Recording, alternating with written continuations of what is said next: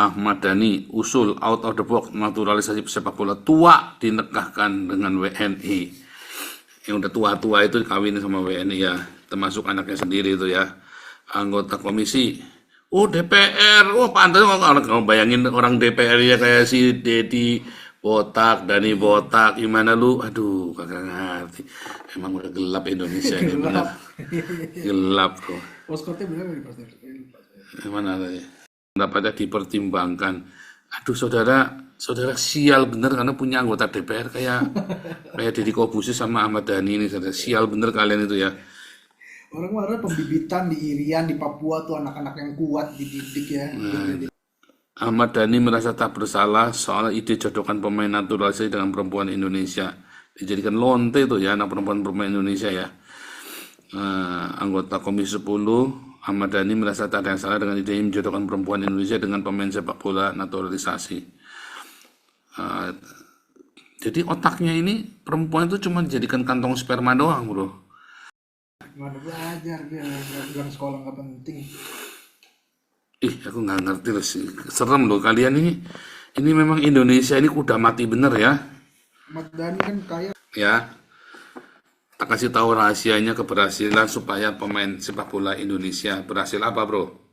Apa rahasia supaya pemain sepak bola Indonesia bisa jadi champion juara dunia? Makan banyak.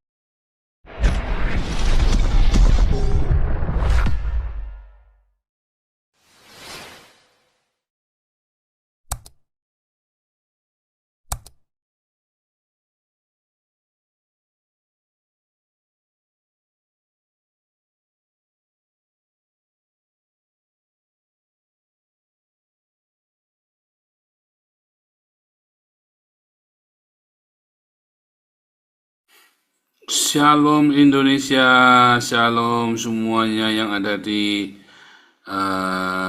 Israel, Eropa, dan semua yang ada di Israel, di Haifa, alma mater saya. Dan shalom semuanya yang ada di Israel, Yerusalem, Tel Aviv, dan juga yang ada di Yudea, Samaria, Lebanon, Rohingya, shalom, Afrika, Rusia, Ukraina, Mongolia, dan shalom semuanya yang ada di Amerika Selatan, Amerika Latin, Panama, Hawaii, Kanada, Alaska, dan semua yang ada di New Zealand, Australia, Melanesia, Vanuatu, Kepulauan Salomon,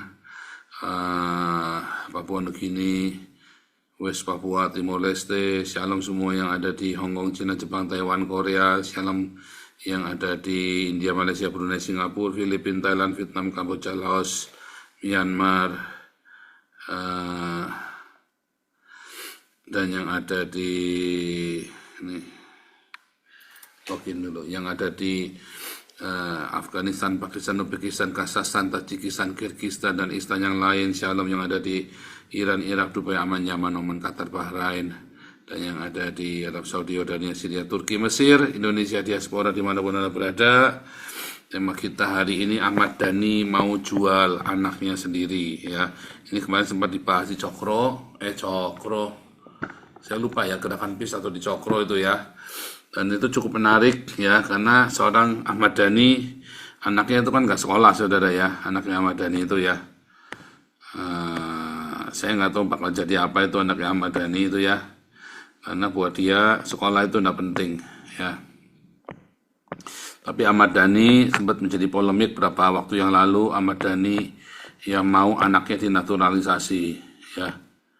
Anaknya dinaturalisasi, dikawinkan maksudnya sudah dinaturalisasi, kawinkan sama pemain bola kali ya. Cuma nanti kita baca saja ini ya. Itu bisa sih. Ide yang didirikan dengan ya Ahmad Dhani usul out of the box ya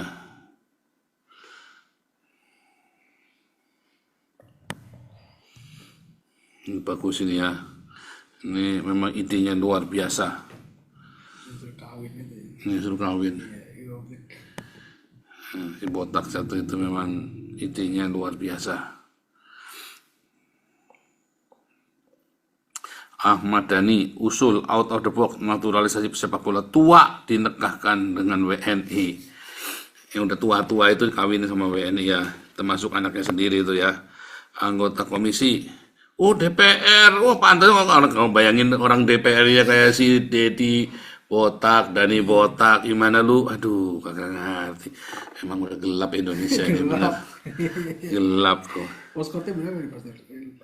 Mana tadi? Apa itu? 2533 JT. Ah, ini ya. Ahmad Dhani musuh sesuatu yang berbeda, yaitu naturalisasi sepak bola yang berusia tua untuk menikah dengan WNI. Jadi dijadikan pejantan ya, saudara ya. Kagak ngerti saya ya. Saya kagak ngerti. Niatnya apa ya?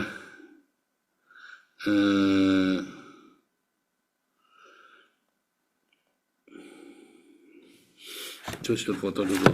Ini saya sambil ini Mas Cel ya. Mana nih? Disampaikan Ahmad Dhani saat rapat Komisi 10 terkait persetujuan pemberian status WNI terhadap 3 pesepak bola keturunan Indonesia, ya, yaitu Emil Audero Mulyadi, Dean Ruben James, dan Joy Matis Pelupesi.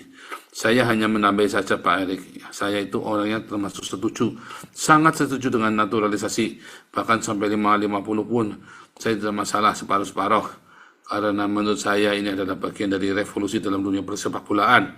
Jadi kalau namanya revolusi itu ya semuanya memang harus ekstrim. Gila ya ini orangnya. Luar biasa memang ya. Lalu naturalisasi itu tidak harus pemain. Bisa juga misalnya pemain bola yang sudah di atas 40, kita naturalisasi pemain bola hebat, kita jodohkan dengan perempuan Indonesia.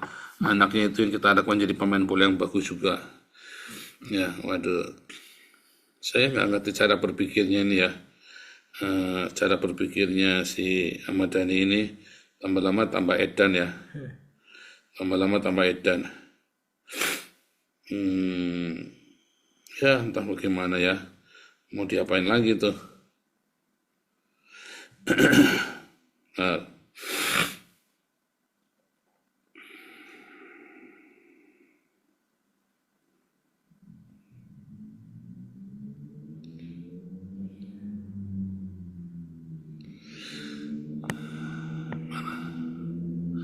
ini pemikiran saya agak bukan agak, ini memang out of the box ya. Bukan out of the box, tapi apa namanya? Dulu si zaman AHY bilang apa? Bukan out of the box, tapi apa dulu bilang ya si anaknya itu waktu kampanye itu AHY itu waktu kampanye, bukan out of the box, tapi saya sampai lupa.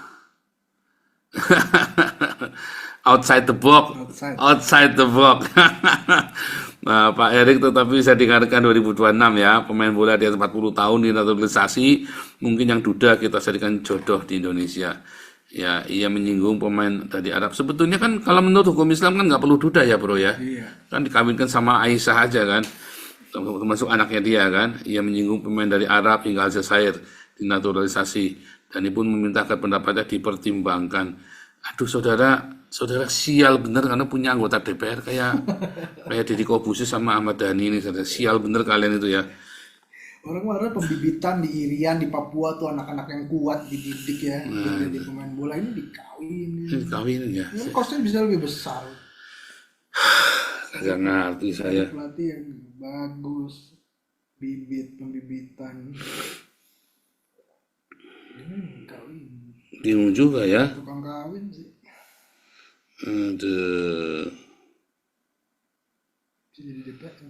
Bingung juga ya. Bingung mau diapain tuh. Oh ini ada 26 nih.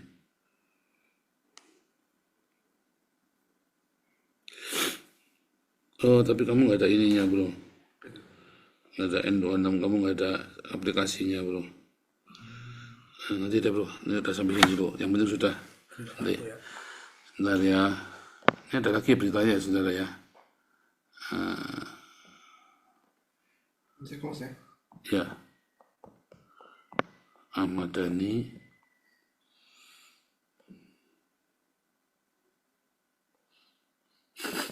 Bagi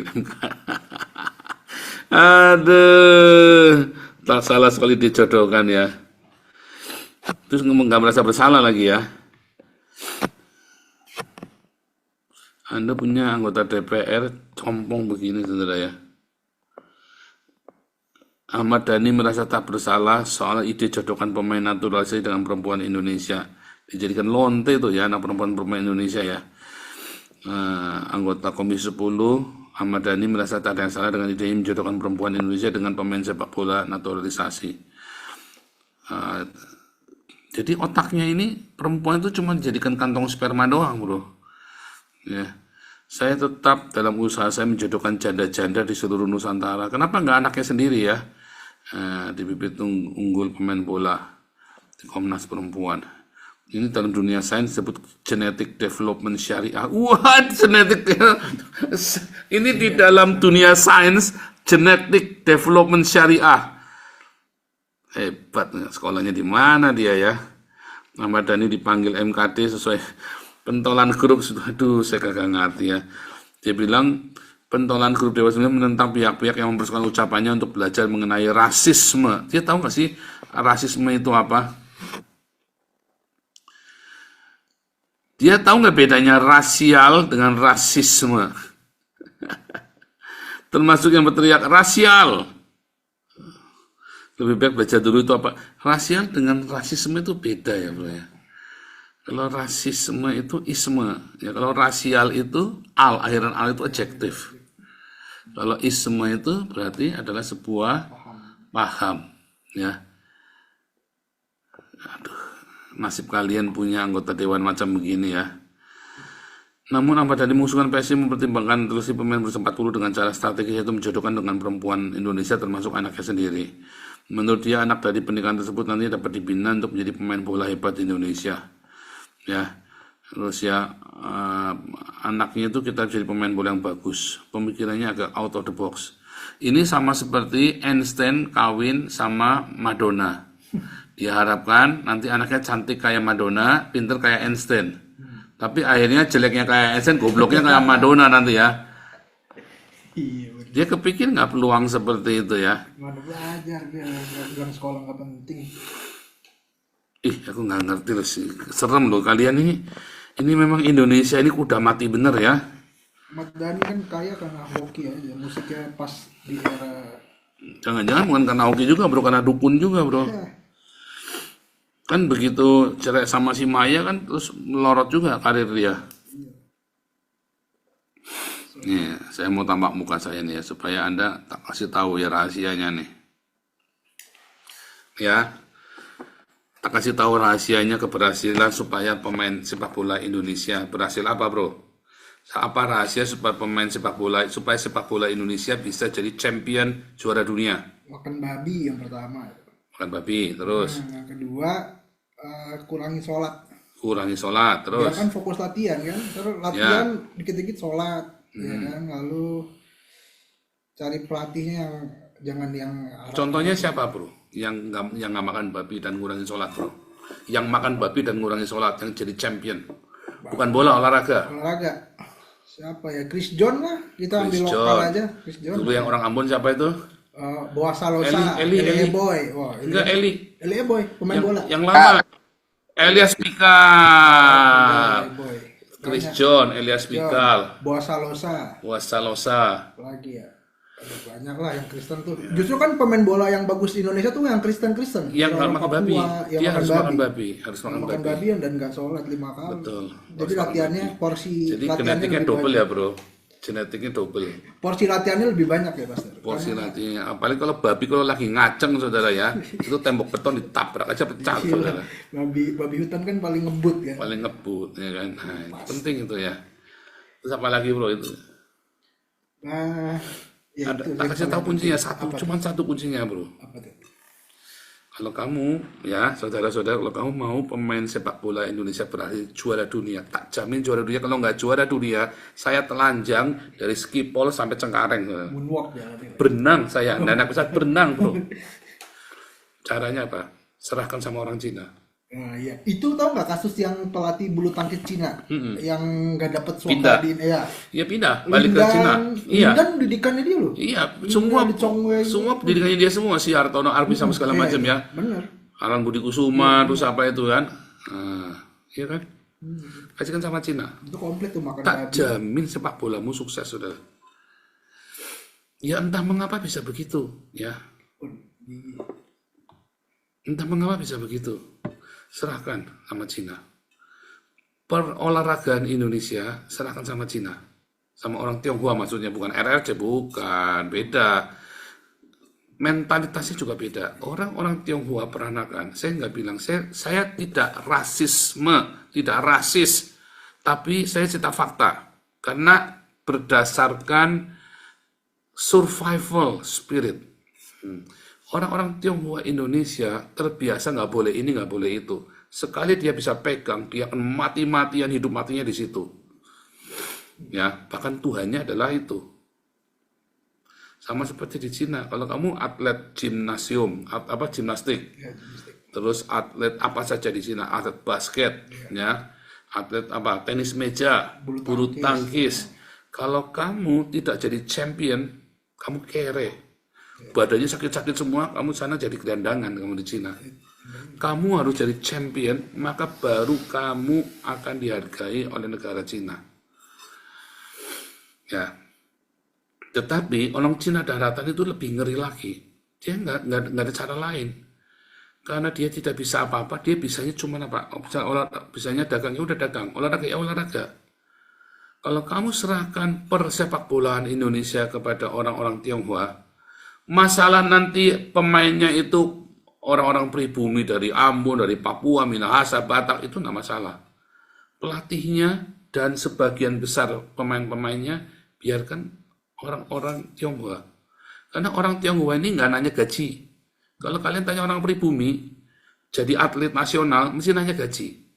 Orang Tionghoa jadi atlet, pemain bulu tangkis, segala macam, tidak pernah nanya gaji. Anda boleh percaya, Kalang itu salah satu pemain bulu tangkis itu orang Tegal itu. Itu tetangga kita itu. Aduh, siapa namanya? Ada orang Tegal itu salah satu atlet dunia. Hartomo Arbi, Edi, siapa namanya? Itu kalau zamannya Hartomo Arbi itu. Zamannya Hartono Arbi sama Lius Pongo segala macam itu zamannya itu. Itu saya belum nggak tahu kalau nggak tahu ya. Lius Pongo. Lius Pongonya kenal sih. Itu salah satunya itu adalah orang Tegal itu. Kita tahu ya. Dan itu waktu kumpul itu kita senang sekali, kita bangga sekali sama orang yang diarak-arak ya. Hartomo Arbi ya. Saya lupa itu. Mungkin salah satu. Nah, jadi itu cerita. Mereka tuh ketika semua atlet pribumi nanya gaji, mereka itu nggak pernah nanya gaji. Ya kenapa? Karena mereka itu fokus, yang penting mereka sukses, nggak mikir gaji. Kalau atlet pribumi, terutama pesepak bola ya, saya dulu banyak kenal dengan ini ya, dulu dengan salah satu klub sepak bola lah. Ya kita dulu sempat inilah main-main begituan ya. So, saya nggak suka bola, tapi karena di situ banyak orang politik. Terus ribetnya apa? Ribetnya gaji pemain. Selalu ribetnya gaji. Ya, tapi kalau lihat ya, saya lihat atlet-atlet Tionghoa itu nggak pernah tanya gaji. Mereka itu berbakti, pengabdian, pokoknya saya harus sukses. Mengapa? Karena orang Tionghoa nggak berharap gaji bulanan. Kalau saya sukses, saya dipakai iklan. Duitnya dari situ. Ya, pikirannya panjang. Kalau orang pribumi, aku gaji tiap bulan, kalau aku nggak digaji, aku motong. Kan goblok. Gajinya berapa sih pemain itu? Kalau kamu dapat pemain juara dunia, kamu sekali jadi cuman foto tok senyum bawa produknya dia 1 miliar. Gajimu 5 tahun itu tidak ada artinya. Makanya obsesinya orang Tionghoa itu apa? Pokoknya supaya saya jadi pemain top, lalu dia foto, atau dia punya produk sendiri, punya kaos, merkin punya dia. Kayak siapa, Alan Budi Kusuma itu ya. Sama siapa? Susi Susanti. Obsesi cuma bagaimana saya, kayak Rudi Hartono ya, bagaimana saya bisa nge-branded diri saya dengan jadi champion. Nah, sama pemain bola Indonesia itu salah, kalian mau panggil pelatih dari manapun, nggak bisa. Pelatih Indonesia itu nggak perlu dari luar negeri, pelatih bulu tangkis Indonesia ya orang Indonesia, saudara. Ya. Ya kan Jarum Kudus itu kan. Iya. Kalau di Tegal itu ada lagi namanya PB Mutiara. Itu saingannya. Itu memang Mutiara Iya, nih, Mutiara, iya. terus Jarum dulu kan saya di Kudus, badminton. Garuda. Ya, PBX salah satu. Itu orang-orang sangat-sangat saudara ya. Nah, Saya kamu kalau Indonesia mau berhasil jangan dikawin kayak lonte saudara. dilatih. Itu mah jadi lonte. Ahmad Dhani mah ngajari kamu jadi lonte. Ya maklum istrinya dia juga ya kan lonte kan. Ya, ntar itu apa stamina istrinya bego bapaknya kan jadi bener sih gak mikir Atau gitu yang deh. dikhawatirkan cuma pengen ngesek tapi nggak bisa main bola. Iya, Dia pikir main bola kayak nyemplungin, oh gol masuk ke tempe bro. Repot saudara main bola dikira mainan tempe, masuk lubang tempe dibilang gol kan goblok. Itu kadang-kadang ini orang ya kalian memang benar-benar gelap Indonesia nih ya. Kalian punya anggota DPR kayak si menterinya kayak si Pigai. Terus apa lagi kemarin ya yang kunjuk-kunjuk Daniel apa Bahlil. Ternyata dokternya palsu ya. Iya itu UI parah loh. UI ya. Gila loh, UI Terus udah siapa goblok lagi kan. itu? Pak DPR ya kayak Dedi, Buset itu ya. Siapa lagi itu? Gus Miftah. Yang kelas-kelas begitu tuh anggota dewanmu tuh. Anggota dewan, terus tim khusus, tim ahli. Serem juga loh, gelap beneran loh. Gelap beneran ya. Untung ada istrinya Ahok ya mendingan ya. Untung ada istrinya Ahok ya. Sama satu orang Tionghoa sampai kecamatan Tebel itu yang lulusan Cina sama lulusan Amerika. Itu tuh, yang cowok ya. Cina lagi, Tionghoa lagi. Iya Raffi Ahmad ya Bu Linda. Serem kamu mau anggota dewannya kayak Raffi Ahmad terus utusan presiden apa namanya? Raffi Ahmad itu urusan apa? Entertain. Ya, menteri entertain lah. Kamu gila loh saudara. Kamu menterinya Raffi Ahmad, kamu anak-anak muda jadi gigolo saudara. Raffi Ahmad itu kan gigolo. Ya kan? Kamu serem. Saya kadang-kadang nggak ngerti cara berpikir kalian bener-bener gelap loh kalian Indonesia ini. Segelap. Kalian Indonesia itu bener-bener gelap loh. Saya kagak ngerti sekarang cara berpikir ini tambah lama tambah gelap nih Indonesia nih. Coba kalian pikirkan lagi ya. Coba dengarkan ya. Semoga usulan saya didengar. Masalahnya kan kamu nggak boleh kan orang Tionghoa jadi masuk di bola kan. Terus kedua, mengapa harus orang Tionghoa pemain bolanya bro? Pelatihnya, pemainnya, pengurusnya harus Tionghoa. Kenapa bro? Oh, harus Tionghoa. Karena tekun. Oh itu yang pertama tadi. Itu yang pertama tadi udah sebutin. Karena makan babi udah kehitung ya. Udah termasuk. Karena apa ya? Karena nggak sholat udah juga. Apa dong? Ya termasuk kan tadi udah. Apa dong? Udah pertama. Karena orang Tionghoa itu suka main judi. Gambling. Iya. Dan kalau main judi curang dia. Jadi kalau dia main bola sama Malaysia nih, menang mana Indonesia sama Malaysia? Kalau pengurusnya orang Tionghoa semua. Menang mana? Ya. Kalau tuh Malaysia sama Indonesia. Malaysia juga Tionghoa. Enggak, pengurusnya bukan Tionghoa, Menang pribumi Indonesia. juga Melayu. Menang Indonesia. Kenapa? Karena tadi curang. Nggak curang, bahaya kalau belum bayar Indonesia. Ya kan? Iya. Masalahnya bukan masalah bayaran, bukan masalah curang, ini masalah moralitas begitu kamu kalah loh. Kamu mau menang bangkitnya 5 tahun lagi baru kamu moralitasnya baru bangun. Kan orang Cina kan selalu wani piro kan, jangan orang main bola, presiden aja disogok, jangankan presiden saudara ya, Tuhan aja disogok sama orang Cina. Ya kan? Tuhan aja disogok. Kamu mah nggak level cuman presiden disogok, siapa lagi menteri disogok, polisi disogok. Orang Cina itu Tuhan aja disogok. Mau masuk surga aja nyogok itu orang Cina, tahu nggak?